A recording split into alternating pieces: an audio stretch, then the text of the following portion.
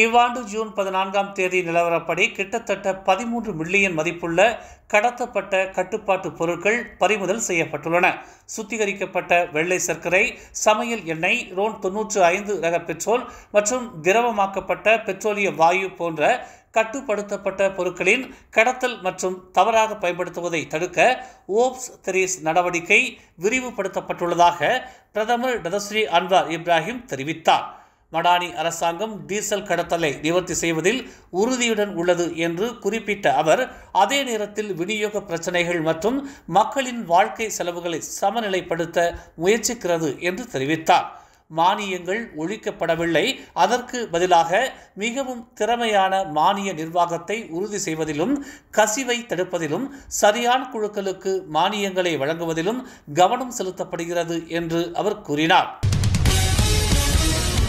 கடந்த ஜனவரி மாதம் முதல் நேற்று வரை தலைநகரில் 68,340 வணிக தலங்களில் சோதனை மேற்கொள்ளப்பட்டுள்ளதாக KPDN எனப்படும் உள்நாட்டு வர்த்தகம் மற்றும் வாழ்க்கை செலவின அமைச்சு தெரிவித்துள்ளது. மலேசியாவில் அத்தியாவசிய பொருட்களின் விலையில் எந்த ஒரு மாற்றத்தையும் அரசாங்கம் அறிவிக்காத நிலையில் சம்பந்தப்பட்ட வணிக தலங்களில் நிர்ணயிக்கப்பட்ட பொருள் விலையை விடவும் அதிகமான விலையில் விற்பனை செய்ததால் KPDN நடவடிக்கை எடுத்துள்ளதாக KPDN ஆணையர் அரிஃபின் சம்சுடின் தெரிவித்துள்ளார். இதுவரையில் தலைநகரில் மட்டும் 21,17,275 வெள்ளி மதிப்பிலான பொருட்கள் பறிமுதல் செய்யப்பட்டுள்ளதாக அவர் தெரிவித்தார். நேற்று சவுகிட் செராஸ் பகுதிகளில் 15 வணிக தலங்களில் 163 பொருட்களின் விலைகள் சோதனையிடப்பட்டதாக அவர் கூறினார். கோலகுபு பாருவில் உள்ள புக்கிட் போலோ தெலோர் காட்டுப்பகுதியில் காணாமல் போன 62 வயது மூதாட்டியும் அவரின் 12 வயது பேத்தியும் பத்திரமாக மீட்கப்பட்டனர். நேற்று காலை மலையேறுவதற்காக சென்ற இருவரும் காணாமல் போனதும் மாலை 3 மணி அளவில் மீட்பு படையினரிடம் நண்பர்கள் புகார் அளித்த நிலையில் நேற்று மாலை 4 மணிக்கு தொடங்கப்பட்ட தேடுதல் வேட்டை கடும் மழையால் தற்காலிகமாக நிறுத்தப்பட்டாலும் 3 பேர் கொண்ட குழு மட்டும் காட்டுக்குள் தேடுதலில் ஈடுபட்டதாக கோலகுபுபாரு மாவட்ட மீட்பு படை உதவி ஆணையர் ஹஸ்ருல் ஜயித் தெரிவித்தார். தொடர் தேடுதலின் பயனாக காலை 9:55 மணியளவில் 62 வயது மூதாட்டியும் 12 வயது சிறுமியும் பாழடைந்த கூடாரத்தில் கண்டுபிடிக்கப்பட்டதாகவும் உடல் நலன் பரிசோதனைக்காக அவர்கள் மருத்துவமனையில் அனுமதிக்கப்பட்டுள்ளதாகவும் அவர் தெரிவித்தார். 7 பேர் கொண்ட ஒரு குடும்பம் இன்று காலை ஜெலுத்தோங்கின் தமாண்டேசா பெனாகாவிற்கு அருகிலுள்ள அவர்களின் வீடு தீயில் எரிந்ததில் பெரும் அதிர்ச்சிக்கு உள்ளாகினர்.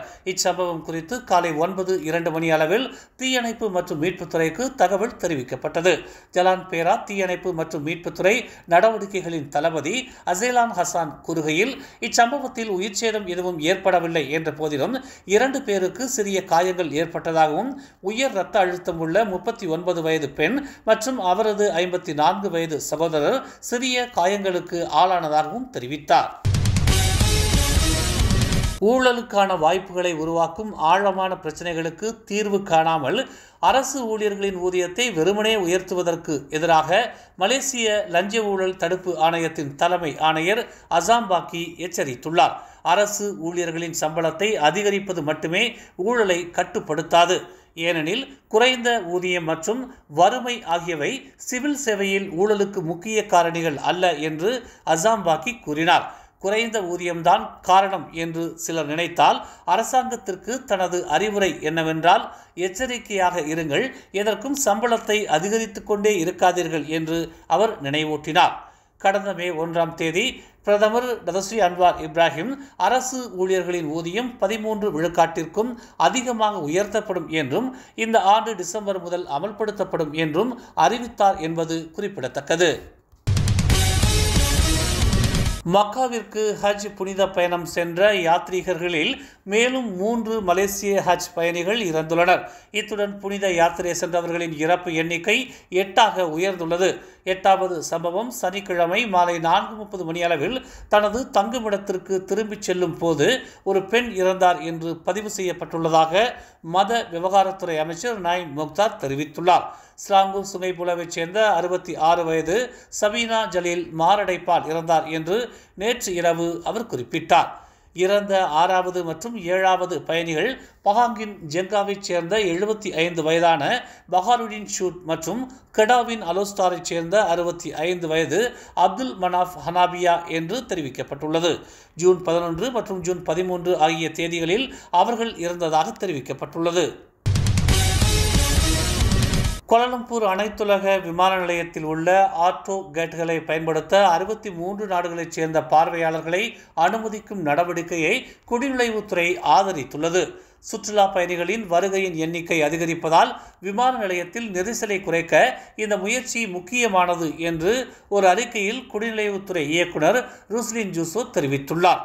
கடந்த ஆண்டு 30 மில்லியனுக்கும் அதிகமான சுற்றுலா பயணிகள் நாட்டிற்குள் நுழைந்ததாகவும் இவ்வாண்டு மே மாதம் வரை 13 மில்லியன் சுற்றுலா பயணிகள் வந்ததாகவும் அவர் கூறினார். அரசாங்கத்திடமிருந்து அல்லாஹ்தான் மலேசியாவை காப்பாற்ற வேண்டும் என்று கெடா மந்திரி பிசார் டதஸ்ரீ சனூசி முகமது நூர் கருத்து தெரிவித்துள்ளார். தியாக திருநாளின் அடிப்படை கொள்கை என்பது நலிவடைந்தவர்களின் வாழ்வை மேம்படுத்தும் ஒரு புண்ணிய நாளாகும். அப்படியான நன்னாளில் டீசல் விலை ஏற்றத்தால் அடிப்படை பொருட்களின் விலைகள் கடுமையாக உயர்ந்துள்ளது. மக்களின் அன்றாட வாழ்வை பற்றி சிந்திக்காத ஓர் அரசாங்கத்திடமிருந்து அல்லாஹ் நம்மை காப்பாற்ற வேண்டும் என்று தாம் பிரார்த்திப்பதாக ஒற்றுமை அரசாங்கத்தை சனூசி சாடியுள்ளார். நாடு முழுவதும் இன்று முதல் A, B மற்றும் C வகை முட்டைகளின் சில்லறை விலையை 3 காசுகள் குறைக்க அரசு முடிவு செய்துள்ளது. முட்டைகளுக்கான புதிய விலைகள் கிரேட் A ஒரு முட்டைக்கு 42 காசு என்றும், கிரேட் B ஒரு முட்டைக்கு 40 காசு என்றும் மற்றும் கிரேட் C 38 காசு என்ற நிலையிலும் விற்கப்படும். சபா, சராவா மற்றும் லாபுவானில் முட்டைகளுக்கான சில்லறை விலை அந்தந்த மண்டலங்கள் மற்றும் மாவட்டங்களுக்கு ஏற்ப மாற்றி அமைக்கப்படும். இதனை பிரதமர் டதஸ்ரீ அன்வார் இப்ராஹிம் இன்று வெளியிட்டுள்ள ஒரு அறிக்கையில் தெரிவித்துள்ளார். ஒரு முட்டைக்கு 10 காசு என்ற இந்த மானியம் ஆரம் 100 மில்லியன் செலவை உள்ளடக்கும் என்றும் 2023ஆம் ஆண்டில் முட்டை மானியத்திற்கான ஒதுக்கீடு ஆரம் 927 மில்லியன் ஆகும் என்றும் அவர் கூறினார். தமிழ் மலர் செயலி நம் சமுதாயத்தின் உரிமை குரலாய், உண்மையின் வாசமாய், மக்களுக்காக நாளும் மலர்கிறது தமிழ் மலர் நாளிதழ். சமரசம் இன்றி சத்தியத்தின் பாதையில் வெற்றி நடை போடும் தமிழ் மலரின் இன்னொரு புதிய அத்தியாயமாய் தமிழ் மலர் செயலி இப்போது அறிமுகமாகவிருக்கிறது உங்களுக்காக. மலேசியாவின் ஆகச் சிறந்த தமிழ் ஊடகமாய் உள்ளூர் தகவல்களை உடனுக்குடன் தெரிந்து கொள்ள மலர்கிறது தமிழ் மலர் செயலி. விரைவில் எதிர்பாருங்கள். மேலும் செய்திகளை தெரிந்து கொள்ள தமிழ் மலர் நாளிதழை பாருங்கள். எங்களோடு இணைந்திருக்க மலர் டிவியை பதிவு செய்து கொள்ளுங்கள். உறவுகள் மகிழ்ந்திட விருப்பம் மற்றும் பகிர்வு சேவையை சொடுக்கிடுங்கள்.